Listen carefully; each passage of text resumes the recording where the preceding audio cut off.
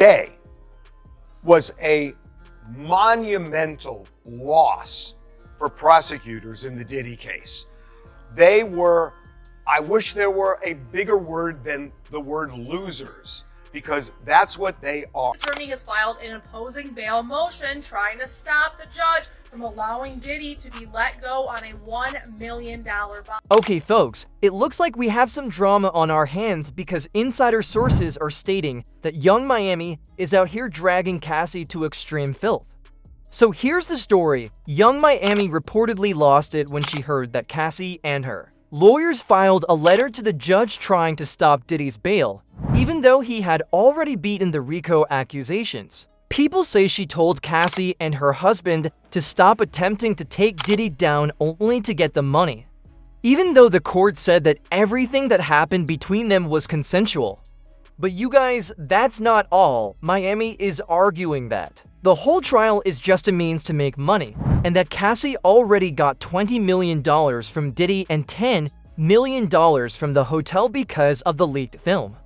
And get this, she's even saying that Cassie is the real bad guy in all of this because she wanted to pull Diddy down and steal his stuff. Oh, this is really messy. Take a seat and let's go over it.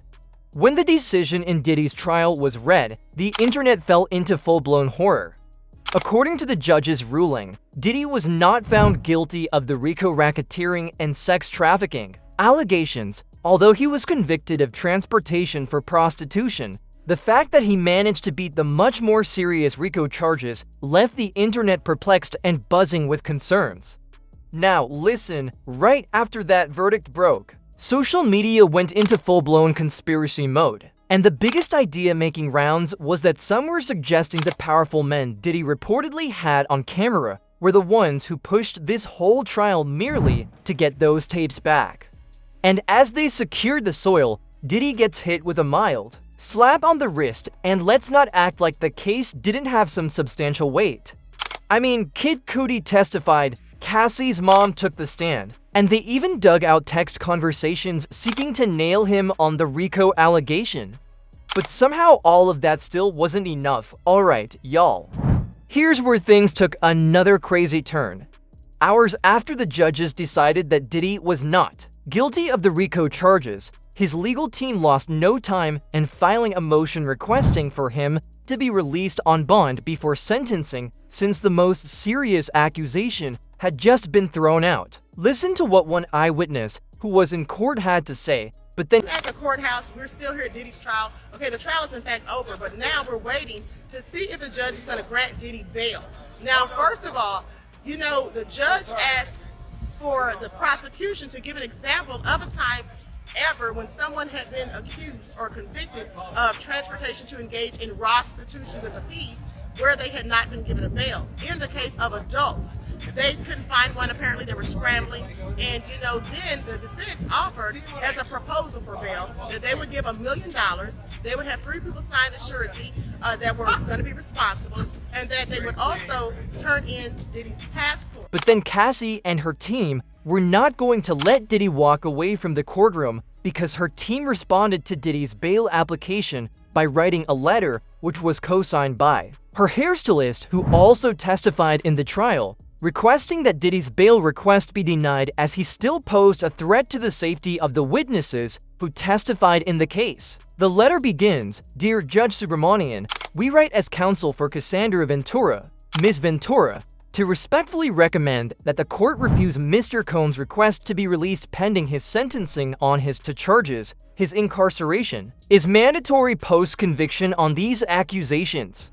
And Ms. Ventura feels that Mr. Combs is likely to constitute a danger to the victims who testified in this case, including herself, as well as to the community. We thank the court for its time and attention to this subject." The judge ended up denying Diddy's bail plea, claiming he still might be a threat to the safety of the witnesses. And honestly, many felt like that was the appropriate approach. Let's be serious. People know what Diddy's capable of, and with everything that's come out, keeping him behind bars felt like the safest option. Plus, don't forget he's still facing sentencing on that transportation for prostitution offense. So it's not like he's walking free anytime soon. Now, this. is where the situation really started heating up, y'all. Word is Young Miami was not here for the fact that Cassie had a huge role in getting Diddy's bail denied. According to insiders, Young Miami and Diddy are still in frequent communication, even if their relationship status is kind of ambiguous right now. Up until this time, Miami had been keeping quiet and maintaining impartiality when it came to the whole Diddy trial, mainly because she didn't want to get caught up in the tangle of endless questions, allegations, and controversy considering Diddy was already sitting in jail. But Cassie stepping in and being the reason his bail was shut down, that apparently pushed her over the line, especially considering Cassie previously walked away with a $20 million settlement from Diddy and gained another $10 million. From the hotel involved, inside sources stated that Young Miami apparently got on the phone with Cassie and tore into her like full-on dragged her using some not-so-kind terms. The source said Young Miami accused Cassie of trying to harm Diddy and even plotting to take some of his properties. Young Miami said Cassie was hoping Diddy would be found guilty of those RICO charges so she could run to the courts and ask for his assets to be sold off as restitution for her anguish. But when that didn't work out, she apparently did everything in her power to keep him locked up and delay his release. According to the insider, Young Miami allegedly went off on Cassie and straight up accused her of being bitter that Diddy moved on. Sis stated Cassie just couldn't take witnessing all the love and care Diddy was giving her, from the lavish lifestyle to even helping her start Carisha Please on Revolt TV. And that, according to Miami, is when the jealousy set in because Diddy never put her on when they were together. But y'all, it doesn't stop there. Young Miami apparently doubled down, claiming those wild parties and freak-offs, yeah, according to her, they were 100% consenting. And Cassie was absolutely with it every step of the way.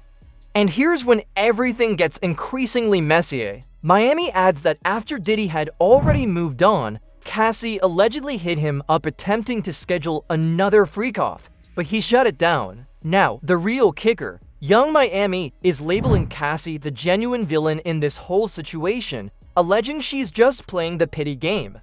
According to Miami, this entire trial was nothing more than a financial grab, all influenced by Cassie's husband, who allegedly only wanted to drag Diddy down out of pure spite. Now, let's talk about it because this problem is complicated. Honestly, I think Cassie has every right to fear for her safety and for the protection of the other witnesses. Like, let's be genuine.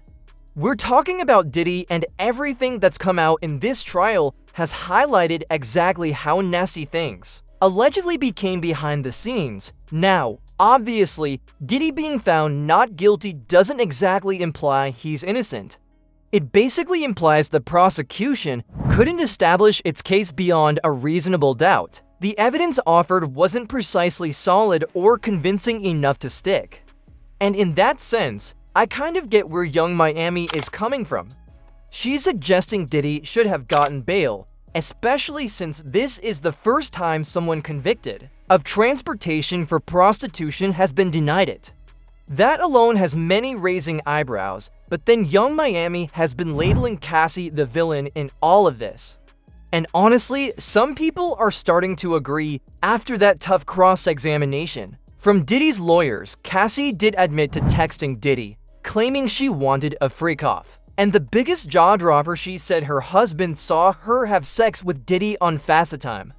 That revelation had everyone shocked, and now people started giving Cassie the side-eye like, girl, what's really going on? So now with Young Miami stepping in and low-key implying that Cassie might have been the real villain all along, baby, that implies she's got some major tea and possibly some inside scoop on what Cassie's really been doing behind the scenes. And trust, we're gonna be right here together breaking it all down in the next few days, because it's about to get messy. Young Miami shaming Cassie after Diddy beat the RICO lawsuit has people talking, and many wrote comments suggesting Cassie is a victim at the hands of Diddy. But I lack empathy for her because of what she did to others. I'm not selective with my fury. She enabled her pals to be abused, threatened others, and placed her hands on people. She's not the pillar of all things excellent.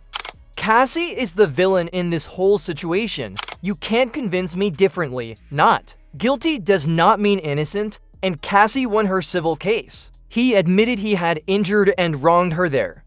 This jury misinterpreted or overlooked a lot. Maybe the prosecution was overboard in the charges. I don't know, man. I wish the victim serenity. So, do you believe this whole Diddy trial was a money grab for Cassie? Or do you think she sincerely wanted justice for herself and the women who came forward with tales of how Diddy saw them? Let me know what you think in the comments. Then check out this next video.